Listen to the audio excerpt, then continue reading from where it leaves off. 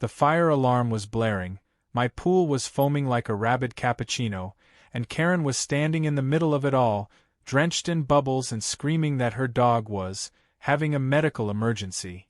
Meanwhile, Rufus, the golden retriever in question, was happily paddling around in my pool like he was on vacation. Neighbors had gathered with phones out, filming the absurd chaos while Karen flailed in slow motion like she was auditioning for a soap opera reboot. I stood calmly at the edge of the madness, sipping a lemonade, and thought, this all started because she said my pool was public domain. But let me take you back to the moment this surreal story began, before the foam, before the sirens, before the dog nearly short-circuited my entire backyard. Just 3 weeks earlier, my mornings were boring in the best way possible.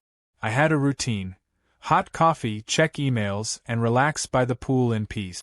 It wasn't much, but after working years as a tech contractor, I'd earned some quiet. The pool wasn't just a luxury, it was my sanctuary, tucked behind a 6-foot privacy fence with a keypad gate. So when I got a ping on my security app saying motion detected, backyard, I assumed it was a raccoon or one of the neighborhood kids trying to snag a float again. What I didn't expect to see on the live feed was Karen. Yes, that Karen, unlatching my gate with one hand while carrying her dog like royalty with the other. Karen was the self-declared queen of the HOA. If there was a rule, she either wrote it, enforced it, or broke it depending on her mood. Last month, she cited me for leaving a beach towel over my patio chair. The month before that, I got a warning for unauthorized water features, because apparently my small pool fountain was an act of suburban rebellion. So seeing her on my property without so much as a knock? That was audacious, even for her.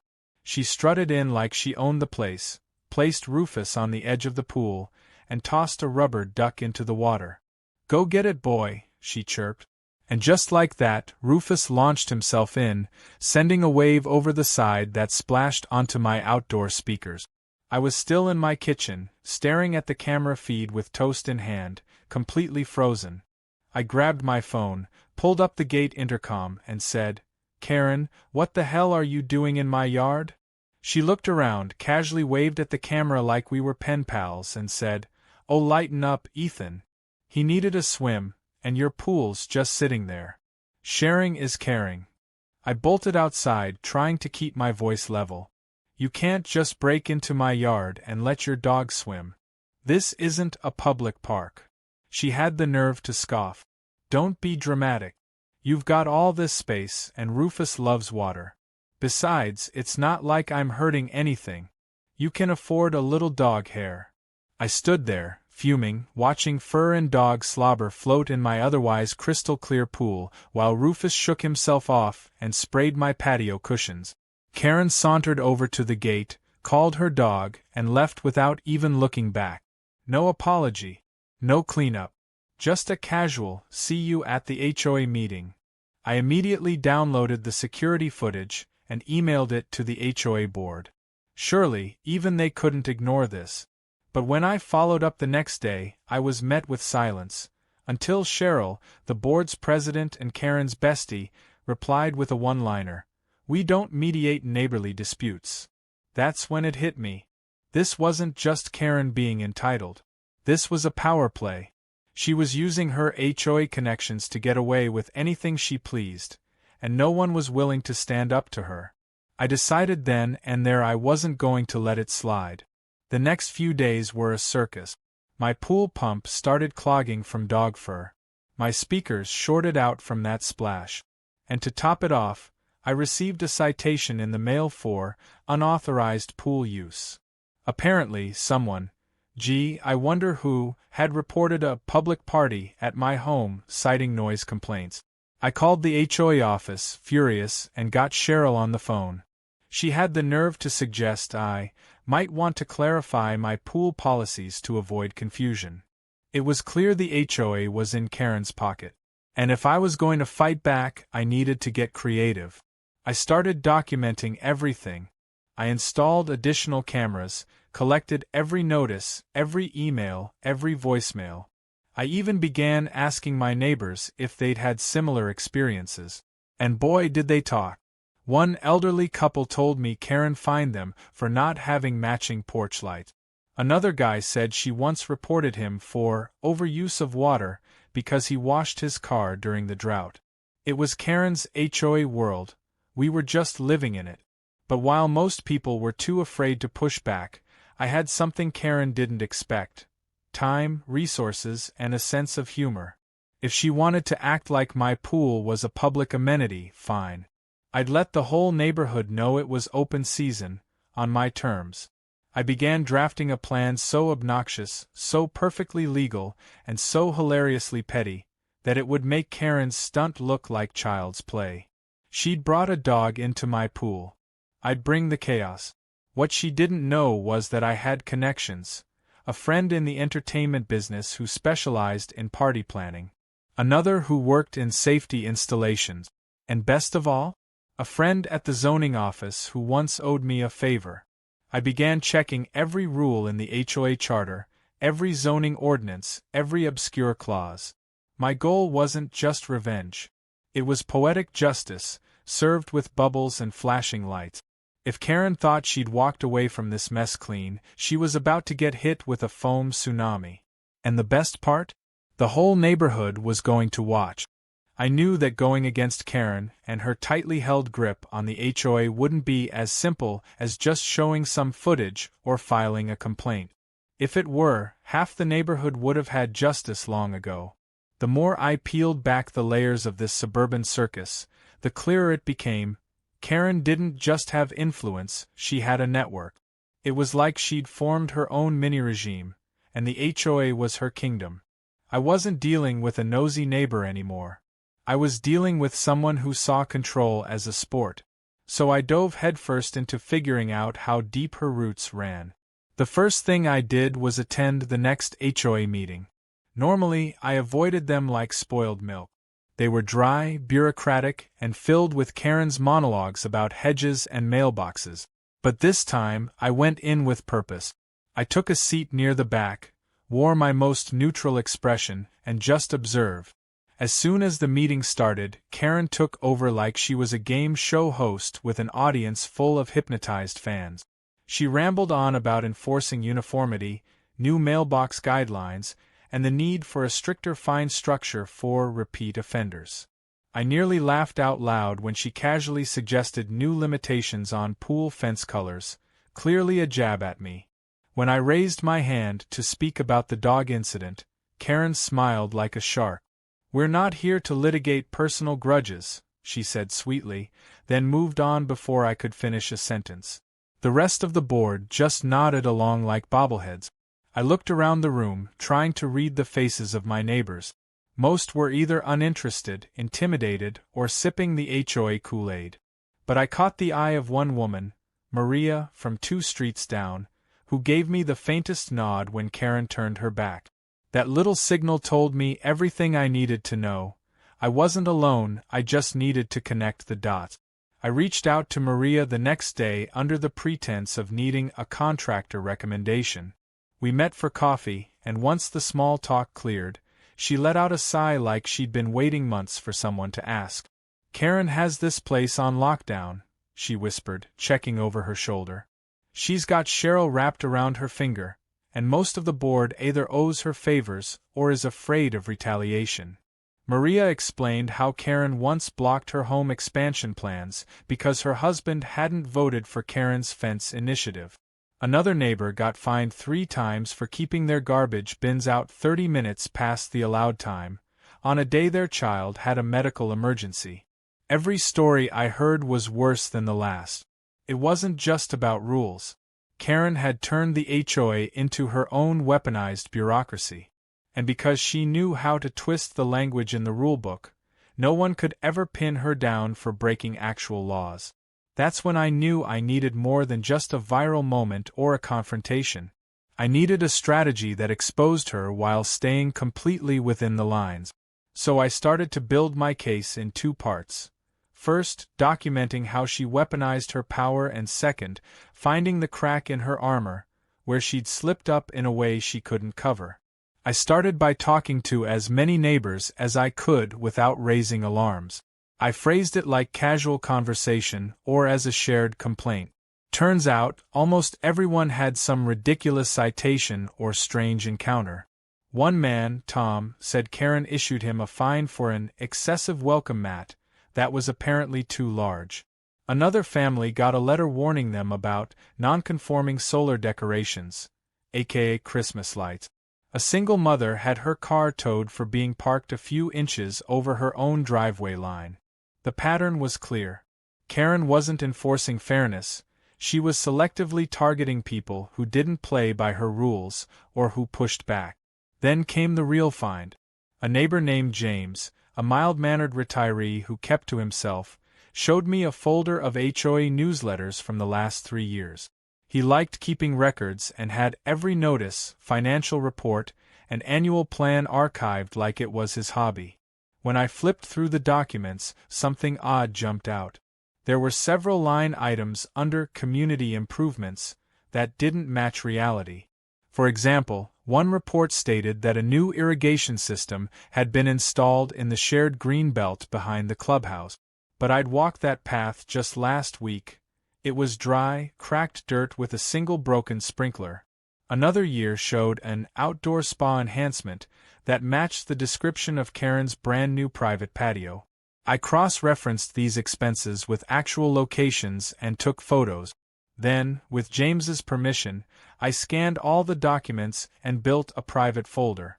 I started creating a timeline, when certain funds were approved, what the reports claimed, and what the real outcomes looked like. I even spotted invoices submitted under a vague company name, Green Tide Landscaping, which, after a bit of digging, turned out to be registered under Karen's nephew's name. That was the thread I'd been looking for. Not just petty tyranny, but misuse of HOA funds. Something real, something reportable. Still, I didn't want to move too fast. I needed one more thing. Confirmation that I could act on this without getting crushed in a legal storm. That's when I called Lucas, an old college buddy who worked in municipal compliance and zoning. I told him the story, laid out everything I had, and asked him for insight. He laughed for a full 30 seconds before saying, "You're basically living inside a satire." But then he got serious. "You've got a shot. If your property is zoned the way I think it is, you could pull something that might not just expose her, but humiliate her in the process." Lucas confirmed that my house sat in a unique zoning pocket. While the HOA governed aesthetic rules, they couldn't override zoning laws that allowed for personal event hosting. That meant, technically, I could host recurring social gatherings without needing HOA approval, as long as I wasn't charging entry. He even walked me through the local ordinances and helped me file a notice of intent for a community social event. It was the first step toward what I now called Operation Foam Party. It was all coming together. Karen had embarrassed me, damaged my property, and thought she could get away with it because of some unofficial suburban royalty title. But what she didn't count on was that I'd play her game by the rules she didn't even bother to follow. The idea wasn't just revenge. It was justice in a way that was funny, smart, and most importantly, public. Because if Karen wanted attention, she was about to get more than she could handle. The countdown to chaos had officially begun. The moment Lucas confirmed the zoning loophole, it felt like I had finally found a lever big enough to shift the weight of Karen's smug empire. It was one thing to collect evidence, but quite another to deliver poetic justice. This wasn't going to be a quiet complaint or a backdoor legal letter. No, this was going to be loud, messy, ridiculous, and unforgettable. If Karen thought letting her dog swim in my private pool was her triumphant little rebellion, she had no idea what was coming. I was about to give her, and the entire neighborhood, a memory they'd never scrub from their phones or their pride. All I needed was the right delivery system, and luckily, I had just the people for the job. My friend Jules, who owned a party supply business and lived for chaos in the form of foam, lights, and inflatable dinosaurs, practically screamed when I told her what I wanted to do. "You're telling me you want a fully operational backyard foam party with lighting effects, motion-triggered alarms, and bubble tunnels? "You beautiful lunatic, I'm in," she said, already typing up a quote. Jules had helped organize everything from music festivals to elaborate gender reveals involving parachuting teddy bears. Compared to that, my poolside prank was child's play. We mapped it all out. 2 industrial-grade foam cannons at the corners of the pool, LED floodlights synced to music, a disco ball hung from my pergola, and most importantly, customized, high-decibel alarms that would go off at timed intervals just to mess with Karen's nerve. To set the trap perfectly, I had to bait the right hook. It wasn't enough to plan the party. I had to make Karen think she was stumbling onto a rule-breaking disaster. That meant spreading just enough misinformation to make her lose her mind. I created a series of faux community event flyers on Canva, complete with HOA-friendly branding, vague language about inclusivity, and stock images of dogs, children, and beach balls. They read things like, "Neighborhood Pool Bash," "Come Cool Off," and "Let's Build Community Through Summer Splash Events." I dropped one by the community bulletin board, left another suspiciously close to Karen's mailbox, and made sure to place a wrinkled copy under her windshield wiper while she was at the grocery store. Then came the digital bait. I posted a teaser on the neighborhood Facebook page from a burner account, just enough to spark rumors. "Anyone know if the pool bash on Maple Court is HOA approved? Looks kinda official." Within hours, there were 6 comments and a flurry of messages asking if it was a sanctioned event. Karen didn't comment, but I knew her well enough to know she'd seen it. Her digital fingerprints were always nearby. I'd set the stage. Now all that was left was to pull the curtain. The day of the party arrived with perfect weather. The sky was blue, the temperature a sunny 78 degrees, and my speakers were locked and loaded with a playlist that transitioned from family-friendly beach tunes to hilariously over-the-top techno remixes. Jules and her crew arrived early and got to work transforming my backyard into what could only be described as a bubble rave engineered by Disney villains. The foam cannons hissed to life, coating the pool's surface in a white frothy layer that smelled faintly of vanilla. Lights blinked in timed intervals, and a makeshift fire alarm box mounted on my fence read, "Foam activated. Emergency exit zone," just for added flair.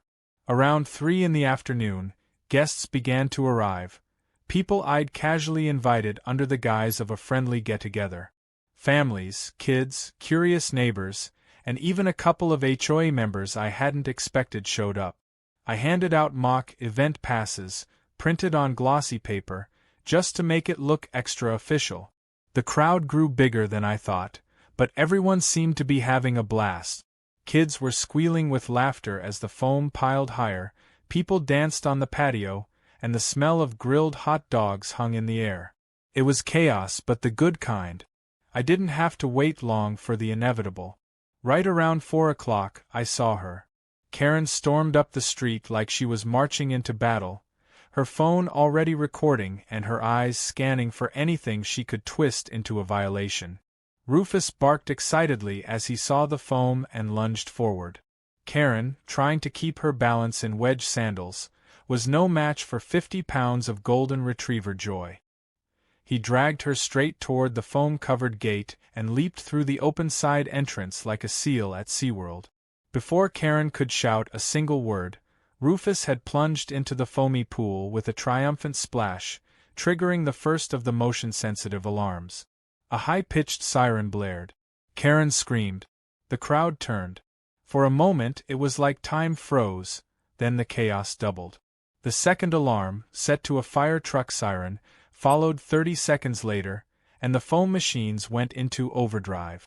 Karen was now ankle-deep in bubbles, waving her arms and trying to yell over the noise. Her shrieking fused with the beat of a remix of Macarena that blared from the speakers, making her look like she was having a one-woman breakdown in a children's birthday rave. I stepped forward, arms folded, and asked loudly enough for everyone to hear, "Karen, what are you doing here? This is a private event." She sputtered. "This is a violation. There are alarms going off, and unregulated foam, and my dog could drown." Rufus, meanwhile, was still happily doggy paddling in a sea of froth, and licking at floating bubbles like he was at an amusement park. The guests were laughing now, many recording the scene. One dad nearby even joked, "Didn't know we got live entertainment with this party." Karen charged toward me, bubbles stuck to her skirt, mascara running, yelling about HOA policies and health code. I calmly pointed to a small laminated sign on my gate. Private event, zoning code 14B, exempt from HOA approval. By invitation only. She stared at it like it had personally betrayed her. I leaned in and added, "And by the way, your dog looks a lot happier here than he did last time you trespassed." She tried to regain composure, holding up her phone like it was a badge. "You'll be hearing from the board. This is reckless endangerment and community disruption." I simply nodded. "Great. I'll be sure to bring up the forged cease and desist letter you left last week. Maybe we can sort it all out in front of a real legal audience." Karen froze. She hadn't expected me to know. Her jaw tightened, and without another word, she turned, slipped slightly in the foam, and stomped back toward the gate. Rufus refused to follow, making a second loop around the pool before finally hopping out and shaking foam all over her as a parting gift. I handed her a towel. She didn't take it. The crowd applauded half-mockingly as she disappeared up the street. A few people clapped me on the back. One woman laughed and said, "Best HOA event I've ever been to." Another neighbor added, "That's the first time I've seen Karen speechless." I raised my lemonade in the air and smiled. This wasn't the end of the battle, but it was one heck of a middle. And as the lights pulsed and bubbles swirled under the sunset sky, I knew one thing for sure: this war had only just begun, and I was winning with foam. By the next morning, the foam had evaporated, the lawn chairs were drying in the sun, and the scent of grilled hot dogs still faintly lingered in the air. But the aftermath of the party wasn't just physical, it had rippled through the neighborhood like a gossip-fueled tsunami. Overnight, the community Facebook group was flooded with videos and photos from the event. Karen, flailing in foam while her dog happily swam circles around her, had unintentionally become the star of the show. One clip in particular, where Rufus leapt into the pool and triggered the siren, had been captioned "Doggo declares war on HOA Queen" and was rapidly spreading beyond our local circle. I had to admit, even I didn't expect the spectacle to go semi-viral. What I did expect was retaliation, and Karen did not disappoint. By noon, I had a stack of fresh HOA citations stuffed into my mailbox. One claimed I had created a hazardous aquatic environment, another accused me of noise pollution, and one even bizarrely alleged unlawful foam dispersal. The cherry on top was a formal letter from the HOA board demanding I pay a series of escalating fines totaling over $2,000. It was laughable. The citations were nonsense, all vaguely worded and clearly retaliatory. But what made it even more interesting was the included cease and desist letter, printed on fake legal letterhead and riddled with formatting errors. It looked official at a glance, but it was amateur hour in font form. I called my lawyer, and within minutes, he confirmed my suspicions. "This isn't real," he said, chuckling. "It's like someone copy-pasted from a courtroom drama script and hoped no one would notice. Also, there's no legal weight to these citations unless your HOA has direct jurisdiction over private events, and they don't. Especially not with that zoning exemption." He drafted an official response letter and attached it to a complaint we were preparing to submit to the county. But that wasn't all. He also pointed out that impersonating legal authority, especially when tied to financial demands, could be considered fraud. And if Karen had sent this herself, or had someone do it for her, she was in deep trouble. Still, I knew I needed something more than just a response. I needed to expose her behavior in a way that couldn't be brushed off by Cheryl or anyone else on the HOA board. The party had been a blow to her ego, but she could spin that as a personal embarrassment. What I needed was undeniable proof of corruption. That meant digging deeper into the shady HOA finances I'd begun reviewing with James and Maria. We started combing through more records, tracing suspicious expense lines, and cross-referencing contractor names. It didn't take long before we struck gold. One of the vendors listed for multiple landscaping jobs was Everbright Services, supposedly contracted for quarterly maintenance of the community park. But according to Maria and several others, the park hadn't seen a single rake or lawnmower in months. No receipts, no crew photos, no invoices. Just check entries in the financial statements. I looked up the business registration and found it was registered under a different name, Taylor Green. A quick social media search later confirmed what we suspected. Taylor was Karen's nephew, the same one who had miraculously won the last HOA landscaping contract without any bidding process. It was the crack we needed. I compiled a complete report detailing every red flag, including the false citations, misused funds, fabricated legal threats, and ghost maintenance project. Maria added her own statement about being targeted. James contributed his archived document. We packaged everything neatly, added photos and timestamps, and submitted it to the local community journalist who had once covered HOA overreach stories in the county newsletter. I also sent a copy to the County HOA Oversight Committee with a formal complaint. And for good measure, I forwarded a copy, anonymously, to every homeowner on the HOA mailing list. A few days later, the fallout began. It started small. An official-looking car pulled up to the HOA office trailer and stayed there for hours. Then came a city inspector walking the community grounds, clipboard in hand, inspecting everything from signage to electrical outlets on Karen's side of the clubhouse. I knew what that meant. Someone had finally taken our complaint seriously. That evening, Karen was noticeably absent from her usual HOA patrol rounds. No one saw her walk Rufus. No Facebook posts. Radio silence. It was the calm before the real storm. Then the local paper published the article. Suburban Foam Party Uncovers HOA Fraud Scandal. It had everything: quotes from residents, screenshots of fake citations, photos of the untouched community park, and even a side-by-side image of Karen at the foam party and her nephew's landscaping website, which showed a single stock image of a lawn and no contact form. The article exploded across the neighborhood. People were furious, not just at the corruption, but at how long it had gone unchecked. The next HOA meeting was standing room only.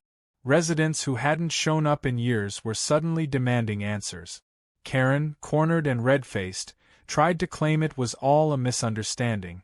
She blamed clerical errors, claimed her nephew had been subcontracted unknowingly, and insisted the cease and desist letter had been a misprint sent by an intern. Cheryl looked like she wanted to melt into her chair. When I calmly stood up and read from the complaint aloud, Karen tried to interrupt, only for 3 other neighbors to shut her down. The board was forced to vote on her suspension pending investigation. It passed unanimously. But that wasn't even the final blow. The next morning, Karen's front yard was visited by code enforcement officers, who marked several unapproved modifications to her spa patio, including illegal electrical work and unpermitted structures. Her kingdom was collapsing piece by piece. She tried filing complaints of her own, but they were now scrutinized and frequently rejected. The HOA restructured, new board elections were scheduled, and an independent auditor was brought in. I declined to run for a board seat. I had no interest in replacing her. I just wanted peace and maybe a slightly more sane neighborhood. The best part? The foam party was now legendary. Kids still talked about it like it was a theme park event. One guy even asked if I'd make it an annual tradition. I didn't say yes or no, but I did keep Jules' number on speed dial just in case. Karen, meanwhile, had gone quiet. Her dogs still barked happily on their walks, but she kept her head down, no longer the queen of anything. Sometimes, justice isn't about screaming the loudest. Sometimes it's about collecting every receipt, every broken rule, and every smug look, and turning it all into a spectacularly bubbly reckoning that nobody forgets. What started as a petty act of entitlement had triggered a cascade of truth, and no amount of citations or complaints could put that genie, or the foam, back in the bottle. A few weeks had passed since the foam-filled showdown and the storm that followed Karen's collapse from her self-built throne. The neighborhood felt lighter somehow. The glares, the tension, the passive-aggressive HOA notices, they had all seemed to evaporate with her authority. For the first time in years, people were planting flowers without fear, letting their kids chalk the sidewalks without citations, and even putting up seasonal decorations without an official inquiry. The transformation was subtle but powerful. It wasn't just about the rules.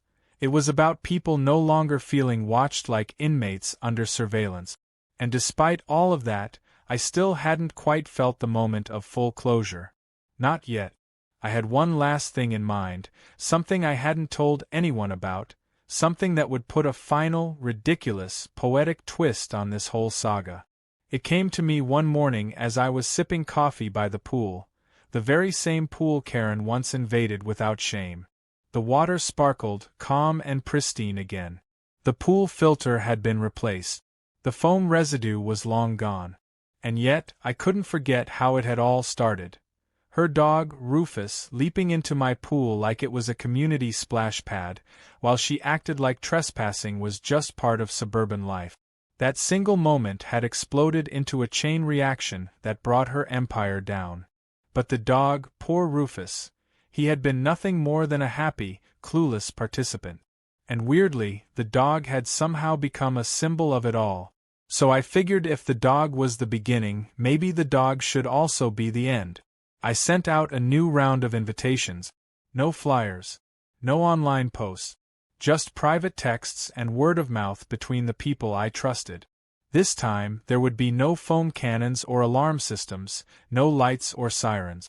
Just one final backyard event. A barbecue and chill evening to officially celebrate the neighborhood's new start. People arrived in waves. Families with kids, retired couples, young professionals, all smiling and relaxed. Some brought baked goods, others brought folding chairs. Everyone brought stories. Someone even brought a Bluetooth karaoke machine.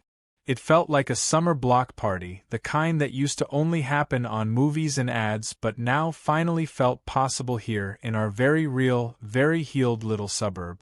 Then, just as the sun dipped below the rooflines and the string lights came on, I looked down the sidewalk and saw a familiar shape trotting down the pavement. Rufus, his tongue flopping out happily, his tail wagging like a metronome of joy. Karen, trailing behind on the leash, looked hesitant but not hostile. She wasn't wearing one of her usual garish sun hats or HOA shirts. No clipboard, no phone in her hand. Just jeans, a simple top, and the awkwardness of someone who wasn't used to walking into a space where she wasn't in charge. Our eyes met, and for a moment I thought she might turn around. But instead, she sighed and walked straight up to the fence. "I wasn't invited," she said flatly. I replied, "Neither was Rufus the first time, but he made quite the splash." There was a pause. She smirked a little. It wasn't warm, but it wasn't icy either. Then she asked, "Mind if he comes in for a bit? He keeps pulling toward your gate every time we walk by." I looked down at Rufus, who wagged harder as if confirming the request. I opened the gate without a word. Rufus barreled in like he owned the place, circled the grill, and made himself comfortable near a lawn chair. Karen followed quietly, staying at the edge of the gathering. No one said much to her, but no one asked her to leave either. She didn't stay long. Maybe 20 minutes. She didn't eat, didn't mingle.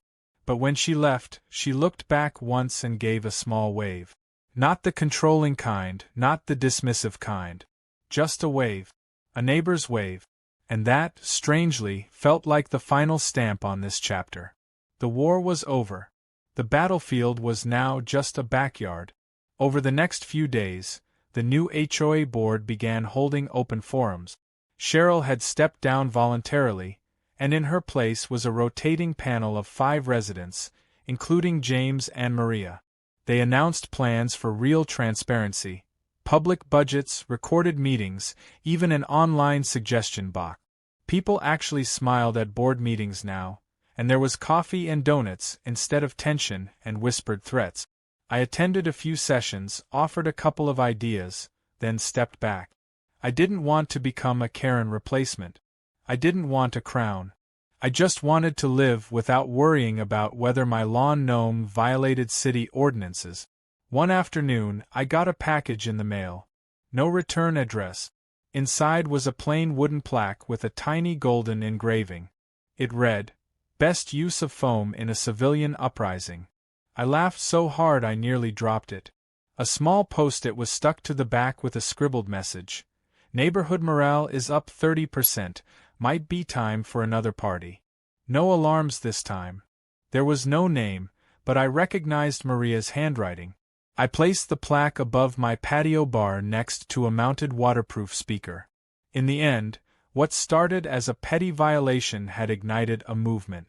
Not a loud protest or a legal crusade, but something sneakier and somehow more satisfying, a reminder that ridiculousness, when mixed with strategy and just the right dose of nerve, could topple even the most entrenched neighborhood tyrant.